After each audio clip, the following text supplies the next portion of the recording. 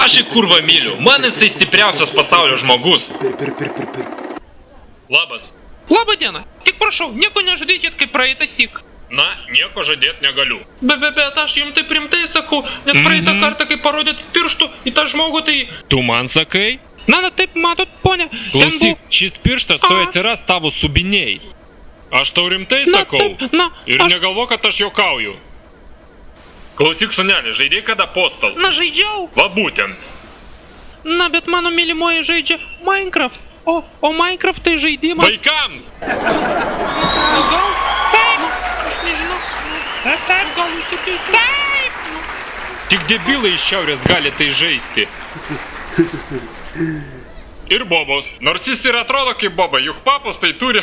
Rytoj jis turi mirti. Bet tai kaip? Kuo? Tanku. Turi atrodyti kaip nelaimingas įvykis. Okay. Esi čia, tėti, netėti. Aš juk jau sakiau, kad nesakytum taip prie žmonių.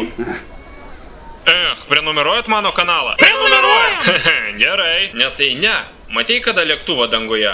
Galiu padaryti, kad jisai dingtų. Vienas dievas žino kodėl. Supratau. Supratai, ką padaryti turi? Juos irgi nužudyk, per daug žino, o čia juos užkask. Čia?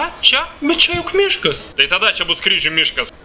Labadiena, noriu šio dviračio prisiminimui, kad čia buvau. Nu bet čia mano dviratis. Tėvas į pavadį iš Maksimos, pernešdamas dviratį subiniai.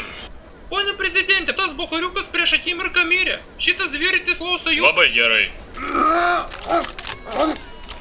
Gerai, tarėmės taip.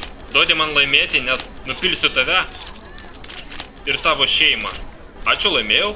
Gražios subinės. Kiek šitą kainuoja? 100 eurų už naktį. Bet čia turiu tokias ledinės. 1000 eurų už naktį. Neturiu tiek, gaila.